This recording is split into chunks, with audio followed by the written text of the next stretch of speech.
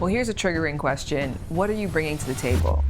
I love that question. First of all, do you have a table? Often people that ask you that question are just random people on the internet. Well, what do you bring to the table? First of all, I didn't know you had a table, but to your table, nothing. If he's balding, the receding line kind of like pulls a little more to the front when they start being nice. You know, if they're not tall, when they start treating you nicely, the energy is giving 6'4", 6'5". Welcome. Rosa Acosta, fitness model and owner of Kusamiya workout line. Actress on the show, Johnson, and hip-hop legend. Sometimes what we deem a good father is actually a mediocre mom. You have no domestic skills, you don't want to contribute with the parenting, and you also don't have any emotional intelligence, and thought that because he was the provider, and he was a very good provider, that his pleasure was the only one that mattered. I toss the list and say, I want the universe to send me how good it can get. I love this whole pussy corner, the whole theme. This one is the little big book of pussy, so all kinds of different pussies. She's smoking with her pussy. Yeah, I saw that in Jamaica. I saw that in Thailand. I need to learn how to do those things. Why? I could make a lot of money on OnlyFans if I could smoke a cigarette with my vagina. You believe it's magic. What do you want to talk about today? One of my favorite topics right now is how I've been really trying to learn how to unlearn, you know, all the misogyny and the patriarchal ideas that I have deeply in me, because I come from a place where culturally it's very, very old school, patriarchal, and I think that's helped me really achieve my best, most peaceful, loving relationship. Gosh, Rosa, that essay was beautiful. So well done. See, I get really, excited when I see vaginas. That's okay. So let me just take this book for the rest of our interview and just have it somewhere that you can see to continue to inspire you. But I'm very inspired by this conversation. Can I get a bathroom and let's get chatting? Do you mind? Let's do it. Let's do it. Okay. I'll bring the pussy one. I have such a profound memory of the first time we met, and I feel like you don't really remember it. I probably don't. I have the worst memory, by the way. But let me tell you why. You did remind me when we hang out last time. So. I want to share the story with you because I feel like that's just why I felt so strongly towards you. I had a really positive experience with you. I'll tell the tale. And also, I think when I even saw you for the first time, I was like, Rosa Acosta, booty so soft. Oh, and then you were like, don't sing that song to me. I don't like it. Do you like it now? I do. I mean, it's not like I didn't like it before. I just didn't know it. I think I caught wind after. What? People didn't immediately send that to you? The song is about you. It's a Jeremiah song for anyone who doesn't know. I didn't know. People will tweet me things. The same thing happened with the Mac Miller song that says, I just want to fuck Rosa Acosta and disappear in Southern California or something like that. And people start tweeting me that. And I was like, you're going to jail. Because I didn't know that there was a song that mentioned me. And I think the same thing happened with that song. I'm like, what are people talking about? Why are everybody saying my butt is soft like a sofa? What is going on? But I do like the song. I like it. In those cases, does it end up with them getting with you? Does that work ever? Did you ever hook up with Mac Miller or Jeremiah? No, I met Mac Miller I think one time. I think we did Walden Out together, and so that might be it. I don't have a recollection of any other time. And Jeremiah, I only saw him one time in a party. But I don't know him. We never exchange numbers. We'd never really have conversation. Well, we're gonna get into why that's actually not the best way to get with you at all, because that's not what's gonna get you fired up. But I do want to share the story with you because I lived in Canada, and I was at a low point in my life in Canada where I lived with somebody that I was really unhappy with. I was working in a job that I just wasn't feeling fulfillment in. I had wanted to talk about sex and relationships. I put out a book years earlier, but with many first-time authors, it wasn't like this life-changing experience. And so I ended up getting this kind of Hail Mary email from the producers at BET saying, we're looking for a sex and relationship expert for this ensemble cast. It's going to be all women, our version of The View and The Real. We'd love to have you come out. So I came out for it, and I auditioned the first time with just a general group of people, and I had a wonderful experience. It was like really great. And they said, great, we're going to bring you back again. So I guess they did it in rounds. The next time I came back, it was all celebrities now. And it was all people who knew each other or who were known. And then there was me. I was the expert type who didn't necessarily fit the bill of what you expect maybe an expert to look like, especially at the time. This is 2012. So I think everybody was kind of looking at me very suspiciously, but you were so open and sweet. And there was one moment in particular, we were all kind of waiting to go and audition together. We were sitting in a group. We'd already met each other. And one girl, I'll say her name because we can beep it out, but was pregnant for her with her first kid at the time. Mm-hmm. And so somebody asked her, like, oh, are you going to like this person's Halloween party? And she's like, oh, like I might go, but I don't know what I'm going to wear because I kind of have to like really be mindful of what I wear these days. She gathered everybody else around but me. So she gathered you, like other people around, and then showed you guys that she was pregnant. I'm awkwardly at the side, just like sitting there excluded from this moment. You were like, I'm not gonna fit and have you sit and feel weird in this moment. Come on in, and it was just really sweet. I don't remember that, but I'm glad I did that because why would you be excluded?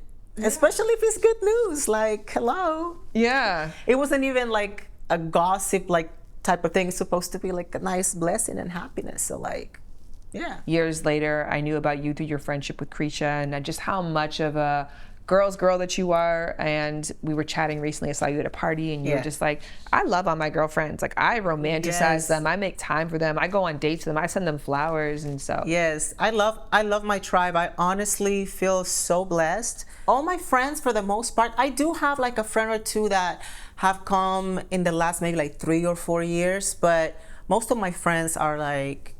Which is crazy because you're 16 years old, so wow. Right, yeah. I actually, you know what? I'm 41. Yes. And I love being 41. I do understand why socially people sometimes feel like they have to lie about it, but I don't. I like being 41. Me too. I think that, you know, we have to like rewire like what we think about, you know, people in their 40s or 50s or even 60s. Like we have to unlearn that life ends at a certain age and that things get worse from a certain point. Funny enough, as I get older, I think I have been attracting younger. Now I'm too old for the 60s and 70-year-olds. They like the 20s. That used to be your bread and butter? I think I was very popular in my 20s with the older crowd for sure. Although, you know, boys are gonna like everything, but boys definitely, like the younger boys have definitely stayed. They are, sometimes, you know, especially on OnlyFans, I don't care, you know, but in real life. You got a credit card, babe? Let's go. But in real life, when they approach me, I'm just like, oh my God, like, respect your elders. Like, what are you doing? Like, do you know how old I am? I could be your mother, you know, but, you know, life is lifing right now. And that's what's happening. Like, the boys have a thing for the older ladies or the, you know, seasoned, the vintage ladies, and the older gentlemen are still leaning towards like the 20-year-old girls and whatnot. Why do you think that is? They want to feel young again, and they go, you know, and do these like little things that make them feel for a moment like, you know, young and strong. In my country, that was kind of like the norm back in the day. Now things have changed, but back in the day, I think you got married and the whole thing was you get married and you have children, and if we both just finish high school, who's gonna take care of me? You know, so like it was just like a natural thing. I'm not saying that it's right. I'm just telling you how I saw it, like growing up. And also, everybody in my family married like much older. My dad was my mom's math teacher in high school, and he was 18 years older than my mom. So I have seen it in my family. And that didn't end up in the news. It wasn't like guffaw. It was like, oh. It was just like, sometimes parents are kind of like, okay, she married somebody that's gonna be able to take care of her, like, good. And they kind of like send you your way, versus like, oh my gosh, she's trying to date this young boy that is also going to college. Like, how will he handle anything if he's also going to college? He doesn't have a job either, or whatever, you know what I mean? So I think that's how people were looking at it, like, back in the day, and I think I got to witness that, and that's kind of like what I learned. But for some reason, it also affected like my taste, because I tend to like always go for people that are like much older, and I can see how that is just not a good thing, especially when you're in your 20s dating 40 something, so I'm not saying that that's right. I just want to let y'all know that I don't agree, and I see how predatory it looks, and it is. Well, that's also an important note just about the influence of culture in general, right? So when we think about nature versus nurture, there is a nature component in there because men are able to bear children up until they're, in their 80s. Not saying they're going to be healthy kids, but, they still have sperm. And so it's logical that they would be attracted to women who are still like in their hot fertility window, which was going to be late teens to the, late 20s or so. So from that perspective, and also nurture, if you're in a society where men are expected to take care of women, they can do so at a time when they have more things established in their life, which usually is going to happen late 30s, 40s, and 50s and on. So this is a very interesting time to be a woman, because as we continue to do more for ourselves and our lives become like better and bigger, we also have to like unlearn a lot of the patriarchy. We have to unlearn a lot of the misogyny that we carry deep within ourselves, because we were taught and we grew up like on it, and we sometimes don't even realize how deeply rooted it is in us. Like we will like think that only men are, but we have it like, and so I'm actually loving the opportunity to unlearn the patriarchy, to unlearn like misogynistic like traits that I learned and that are deeply engraved in me. And I think it gives me an opportunity to become a better woman, a better human being, but also it allows me to be a better partner, because I'm not judging my partner by these obsolete like ideas of like, well, you are the man, so you should do this thing. And, and also I learning that relationships are going to be different for everybody, and that maybe you are expecting something from your partner. That doesn't mean that I have to expect the same from my partner. Yeah. I have allowed myself to like change and challenge like some of like those thoughts like that I grew up with, that I was just like, absolutely no way. I'll never do this, or I'll never do that. I love that you shared this, and I think it's so important for women to, because often when men hear patriarchy, they start to get sound bells going off of like, this is a conversation around hating men. Right. Oftentimes we're actually talking about loving men better. Right. Like, how do we dismantle this idea of the dad or the overseer or the man, and then try to shove every man into that box? How do we instead think about the actual lived needs of the society at large, but the individuals within a relationship? Like, I have a friend of mine who got into a relationship with a guy who was very emotionally in tune and emotionally evolved. Women say that they want this, but when she was kind of confronted with this for the first time, of a guy starting a lot of sentences with "I feel," she was like, well, who gives a fuck about your feelings? Like, or man up, like, what do you mean you feel? Like, get this done, or be more objective, be more stoic. And she was like, oh, damn, I'm the man in this relationship who's trying to like uphold the patriarchy and uphold these traditions and uphold toxic masculinity. Like, I'm the problem disallowing my partner from being an individual. Right. And so I think it's interesting to kind of have those moments as a woman to stop and be like, oh, I'm actually the patriarchy in this scenario. Right. And I just feel like sometimes when we say things like, men should pay all the bills, and that sounds amazing, right? But with that same sentence, wouldn't a man allowed to say, well, women should only be in the kitchen? So I was like, okay, I wouldn't want somebody to tell me that I'm just good for that one thing, or women should only have children and cook and clean, and that's it. But we do that with men. Men should do this one thing, and it's like a man doesn't have to provide, pay all the bills, but he can if he wants to, and then he will choose the one that wants to. Well, another person whose name gets put in songs all the time, actually, which links back to our conversation, is Halle Berry.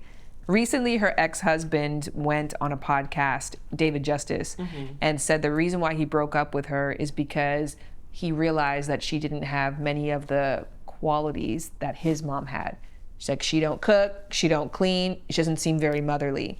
So I think, again, to your point of getting into a relationship with a man and indiscriminately expecting him to provide is not dissimilar from getting a relationship with a woman and indiscriminately expecting for her to be whatever you view a woman to be. Where it's like, you're with Halle Berry. She is a multimillionaire. She is a historical actor, record-breaking actor.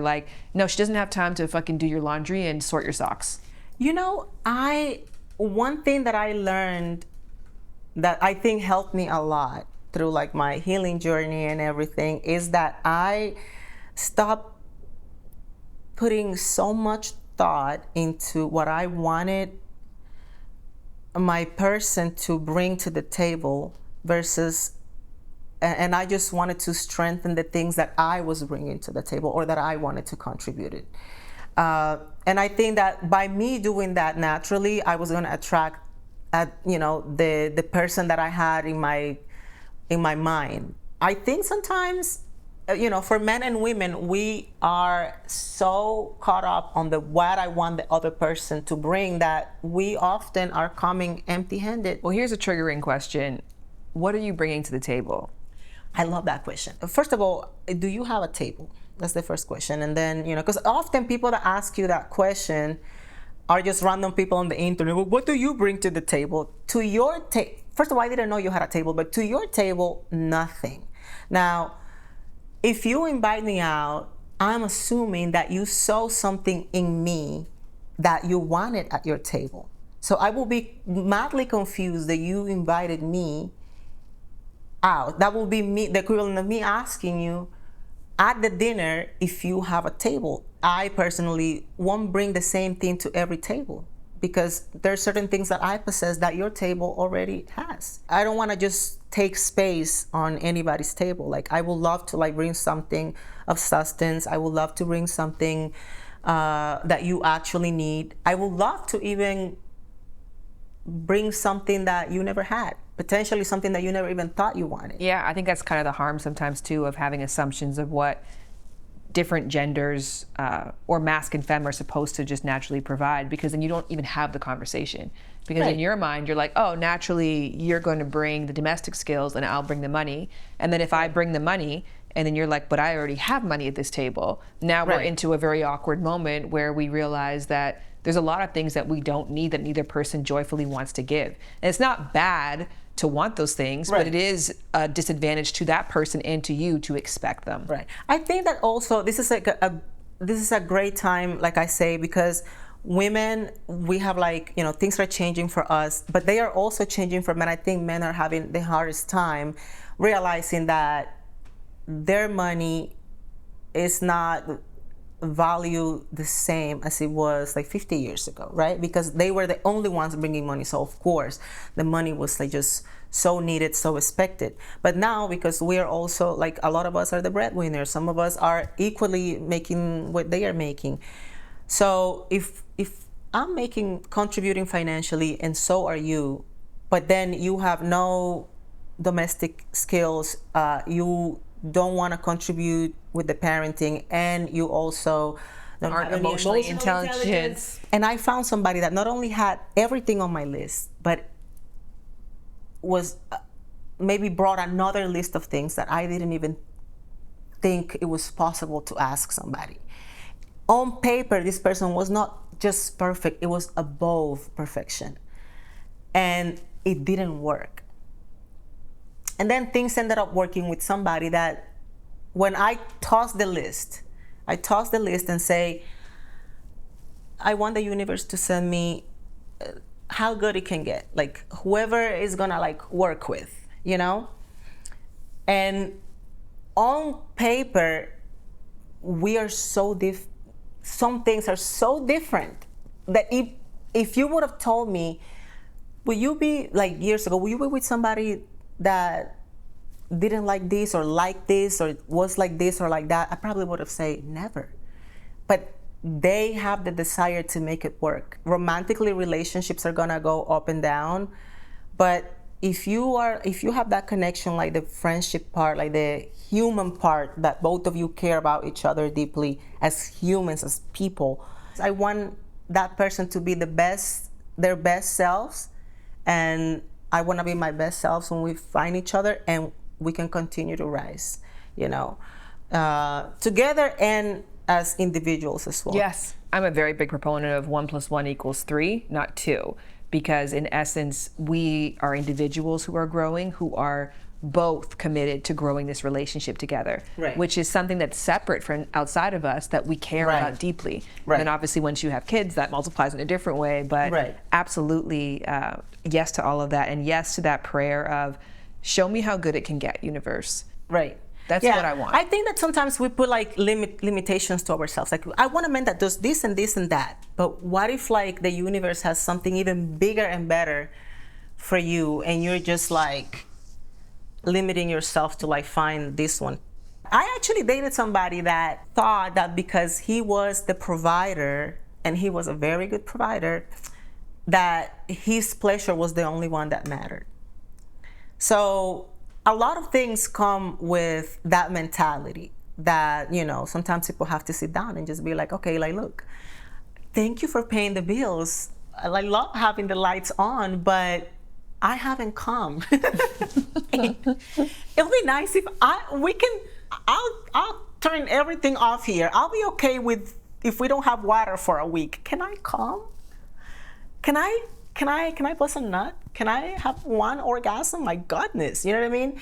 Like, so there is a lot that comes sometimes with those requirements of like, you know, I want men to do this and women to do this. I think like things are changing, and I love that conversation, not just for men, but for us too. You know what I mean? That, you know, a lot of women also thought that, you know, and it's still engraved in some of us that, okay, like we're only good if we have children, if we cook, if we clean. But some girls are just not, that's not their main thing. Some of them are just creatives, or they are just great in the workforce. And, you know, I love seeing whatever works for everybody, you know? Yes. Like I seen people where the woman is the breadwinner and the man is like, you know, taking care of the kids, and that works for them, and I love it. I don't know, it feels good, because I feel like back in the day I did see things and they trigger me, you know, because I thought it needed to be the other way. And now I'm just like loving to see things changing and everybody kind of like respecting what works for other people. I love that. Ooh, a word. I love how full circle it came to, even in just hearing you speak about the work that you're doing on unpacking why you thought certain things had to be a certain way. Right. And realizing like, oh, like the way that was packaged as the way is actually not necessarily your way even, and doesn't right. have to be everyone's way. I'd kind of love to hear from you, because in terms of what some people, and interestingly enough, there's kind of a resurgence for Gen Z for like traditional dating advice that kind of goes back to more of like, the man needs to do this, the woman needs to do that, the woman has to delay sex for as long as possible, the man needs to that work really never hard. worked for me.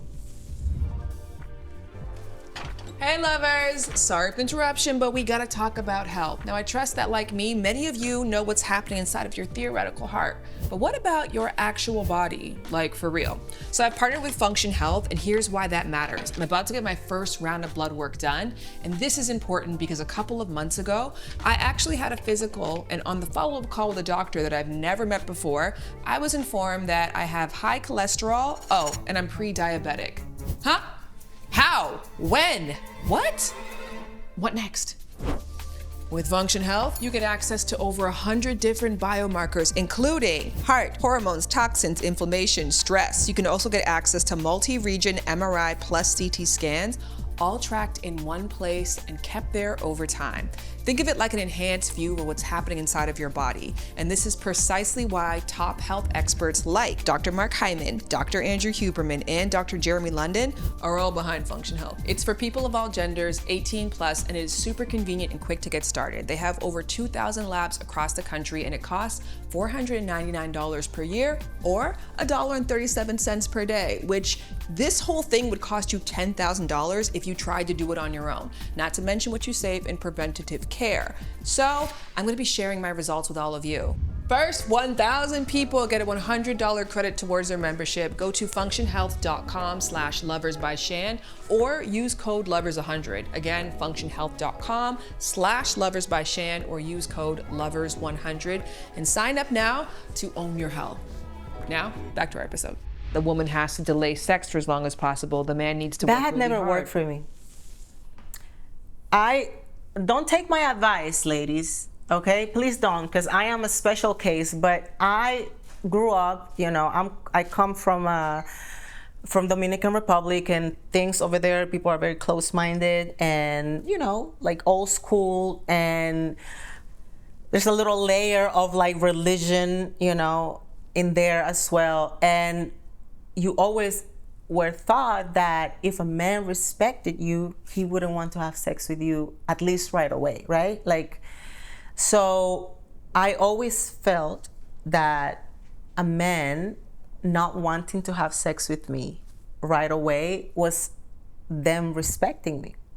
And that, ladies and gentlemen, left me with years of bad sex, because I will actually fall in love and start a relationship before we had any type of intimacy.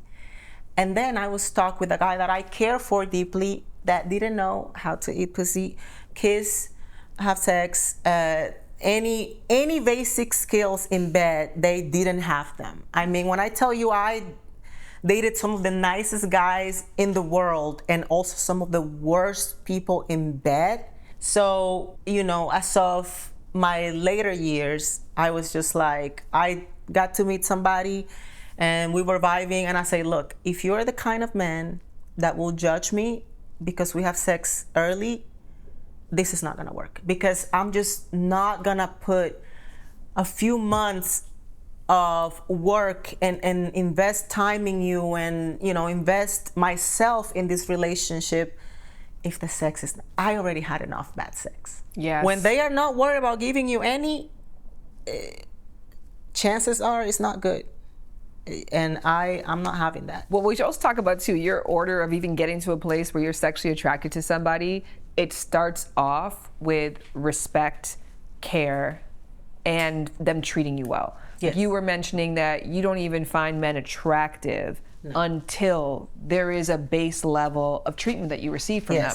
So it's not like it's like a dude that you're just like, I see him, he's hot, we're going for it. With men, women are just, like I was telling you, women are beautiful. I am always salivating. When people say like, oh, like I don't want my man looking at other women, I'm probably the man looking at other women in my relationship.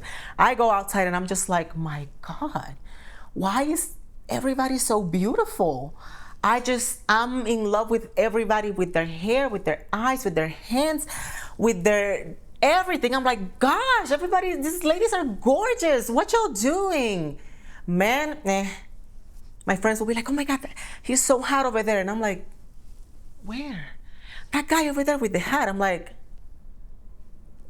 oh wow, you guys, that's not cute.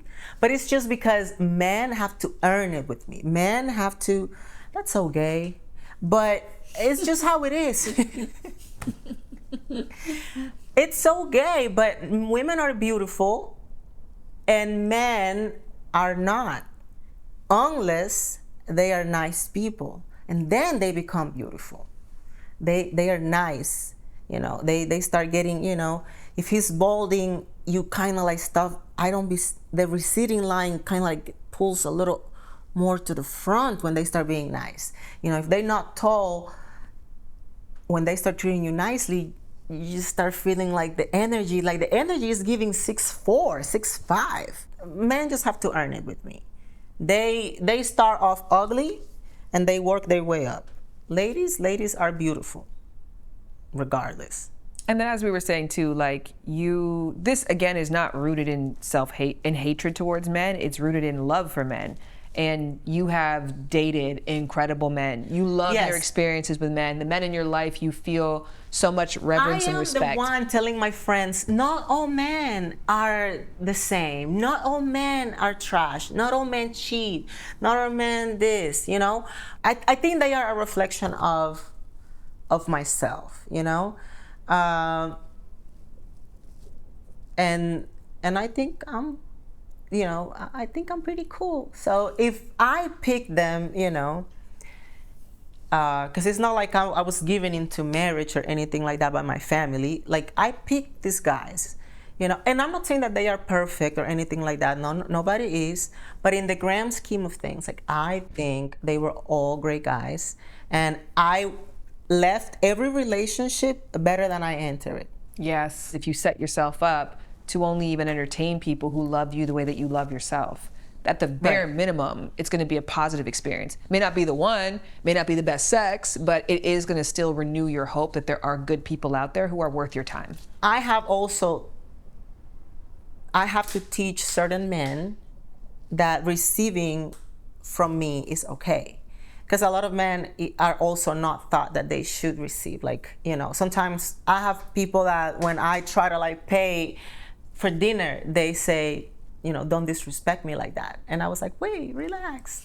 I'm not disrespecting you. Receiving is part of the dignity of giving. So it's like they go hand in hand. So I like to like give. So I wouldn't want to be with somebody that was just like, I only give. My job is just to give, to provide, and that they wouldn't want to have that reciprocated one way or the other. And once you make your own money, you also realize that there's like so much more to your partner than money. There's a book that I love, I quote very often. It's called Why Women Have Better Sex in Socialist Countries.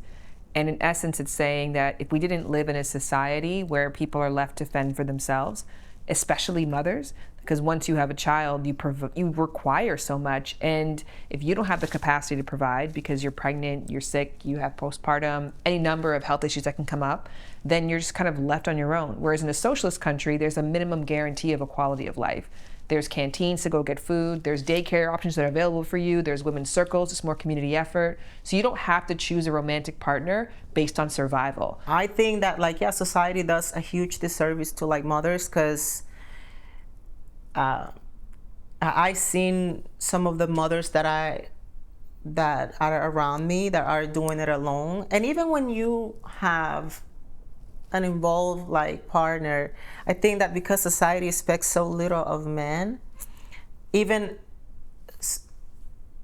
sometimes what we deem a good father is actually a mediocre mom. I see a lot of men doing the bare minimum and getting praised for. Meanwhile, the mom is just having like the biggest load of parenting. I try to be there for my friends that are mothers, and especially the ones that are all alone. And it's just a lot. Yeah. They still need community, you know? Mm-hmm. It's tough. Yeah, 100%. Whenever you say something that could rub someone the wrong way, or it's like you're role playing with me of being at a restaurant and paying and being like, no, it's okay. Like, I can pay, I got this. I'm not trying to disrespect you, but you smile. In social settings, when, you know, women, we have to learn how to be nice, because it's like it costs us our safety sometimes. when I decline, a phone number or a drink or any type of advances, I feel like I'm always like, I'm not available, but I just want to say thank you so much for approaching me. Usually people don't even do that. And I love that you have the courage to do so. And, that's just like very nice of you. Yes. Not saying that everybody should, but I love all my teeth and I'm not trying to have anybody knock them out because they're expensive. It's sad that we as women like have to deal with these things, that we cannot just be true to ourselves and just be like, say something equally disrespectful back, or that we cannot just like fight back, that we have to just like be, extra nice. But I learned that that's the safest thing and I master it. So I'm always like smiling, I'm always nice, I'm always like try to be respectful and just continue to get myself closer to a safer space or away from that person. I just want to say that because I love how sweet you are and how nice you are. It is sad to hear why you've had to become that way, and it's become a weapon of defense. Yeah, I try to, I try to avoid people, especially men, sometimes in like public life settings. It's impossible. There's nothing you can tell them. You can tell them you're married, you have a boyfriend, you're a lesbian, you're a man. I mean, it doesn't matter. They sometimes people say like, oh, tell them you want, ask them for money. Girl, that does not work. They will send you the money. And then what? Well, you might have a unique experience on this planet because you're like in this bracket of hotness that most people aren't, and that's why there's songs written about you. I do not have a song called Shan. I think it's because my name has a little rhyme to it. Yeah, because nothing to do with anything else. It's your name. In fact, the guys that have they I don't know them, or these are not like people that I was linked to romantically. When you are in love and it's healthy, you just can't stop giving it. And that's how I feel. I feel like I'm like an open, like water faucet. And I just want everybody to come with a bucket and get some water. It's just like love flowing all the time. Well, cheers to that. And I'll take a little glass of water. I'll cheers my man over there. Literally has just expanded my potential for what a good life can be like. And it was a crazy thing for me of falling in love, of feeling that it often took from me in other relationships, and this is the first time it gave back, and in, like you said, surprising ways. I never even thought I had a problem with self-love until I was in a good romantic partnership. And how did you find out? Because I just realized how many ways I put myself down, I undercut myself, or I only loved myself within certain circumstances. I loved myself based on achievements, and I genuinely had somebody who just loved me all the time. And I'm like, that's a thing? Like, yeah. What? Like, you can just love somebody all the time, and also just the general base assumption that I'm not a shitty person was a revolution for me, because I think my whole life I've always just been trying to audition or prove that I wasn't, and if I did, I would love myself because I did something good, rather than just being like, no, you don't have to. Long time ago, this is with a previous partner, but I was in a relationship with somebody, and I loved this person very, very much, and he was fabulous to me. But I realized through certain little things that this person was not in love with me, but was showing me that he was. Well, at least that he was hitting all the languages of love that I will consider like, okay, he loves me right here. This is proof. But in fact, it wasn't. It was just like so easy for him. It's like, imagine that you are with a chef and your love language is acts of service, somebody to cook for you. But he's just cooking because he's a chef, not because he really loves you. And so that's kind of like in the situation that I was. And when I realized that he was not in love with me, I left that situation, and I always, I told him, I say, I love you so much that the thought of you not being happy with me hurts me. So if I'm not, I want the best for you, whether that is me or somebody else, you know what I mean? And if it's not me, I want to let you go so you can go and find that beautiful thing. And I love that moment for me, and I have continued to love in that way moving forward, where I want the best for my partner. And if at any moment I figured out that that is not me, not saying that in a moment, because I'm not the best today, and that is a different thing. But if I'm just not the thing for you, I want to remove myself. And I think that the great thing about my relationship is that we're both continuously working in becoming the best thing for each other. And it's a never-ending task. Every day you wake up and you're like, I want to be my best self for the world, for my family, my children, my nieces, my dogs, my mom, my dad, my friends, and my partner, and I love that we're doing that. Well, speaking of positive and powerful influences, let's talk about you. What are you excited about right now? What are you sharing with the world? Well, as you guys know, I have my store, Cosa Mia, and I have my clothing line, Body by Rosa Acosta. It's all fitness and workout gear. You guys can check it out at cosamia.com. You guys can stream Johnson. Yes! Can we share that other random link that we have? So I was hosting this event, and I see this young guy come to me and say, hey, you work with my dad. And I say, who's your dad? And he says, Derek's. And I'm like, how old are you? And he says, I think at the time it was maybe 30. He's like, I'm 30. I'm like, and how old is Derek's? Derek's is one of my co-stars on the show, Johnson, is streaming in Hulu.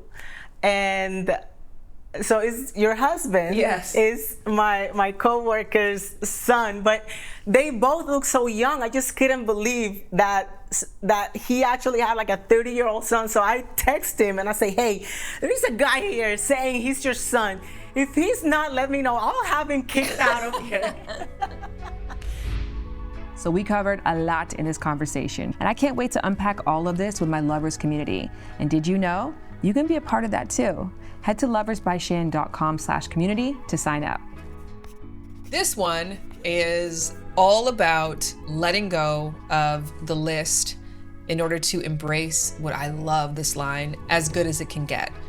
When you stop focusing on achieving a partner who has X, Y, and Z, and instead you just open your heart to say, how great can it get? All in all, I just want to say how much this episode really warmed my heart, because to watch somebody not just show us the process that they've been in, but to see the end result, the fruits of that labor, I thought was just a very beautiful love story. But I'm curious, what did you guys think? I particularly had a huge aha moment when she was talking about that guy that checked all of her boxes, and then she realized, wait, this man is not in love with me, but this is just easy for him. And, made the analogy of the chef, who's just cooking because he's really good at it. And I'd never had that kind of thought process before in relation to how somebody's treating you, but that not equating to them being in love with you. And that was so important for her. And removing yourself from that situation, because you know that they could feel that way about somebody and they also deserve that as well. I want to really highlight that, Christina, because this is why these talks are so important, because I actually didn't really hyper focus on that when she said it in the interview. But now that you just said that, it was a deep reflection for me. One, because that was something that I used to do to people. I was just telling the story actually of coming out of sort of a harmful relationship where I lost my self-esteem and lost esteem that I was able to be a good lover. And I sought to build that self-esteem back by making sure that every lover thought that I was the one, and going out of my way to make these really meaningful connections and make it seem like this was going to be more than what it was, just because I required the ego boost. And then, the game of desire is kind of largely based around that idea of loving, attracting, seducing. These are all skills. I think the maturation that I've gone through in that time since then is acknowledging that it's a pointless skill if you don't actually want to follow through with somebody. And furthermore, it's a harmful skill. But I've definitely been in experiences that in hindsight, I'm like, oh yeah, I know what that was. It felt very personal to me, but it actually had little to do with me at all. So thank you for sharing that. That was a good reflection for me. My grandmother actually said something to me and my partner one time, and she said, like, you love her, but like she loves you. So it just kind of made me just reflect on that. And I was like, wow, I guess that's kind of what my grandmother meant. And it's wonderful that she was able to acknowledge that and was able to walk away, with in peace. Shan, I want to say that you brought up a friend who she asked for something, she'd been looking for it, and then when her partner started sentences with like, I feel, she kind of then had to almost like retroactively check herself with like, oh wait, this is what I asked for, this is what I'm looking for. And in the scenario that you guys are talking about, you kind of say what the person needs to hear, and especially if you're a people pleaser, that can come very easy to you to just like be available to someone. I for sure am still trying to get out of that people pleasing mode, whether it's for my own validation or not, and to instead have those authentic moments of like, this is what you asked for, how are you going to respond to it? I also admire the courage it takes to go against society's standard.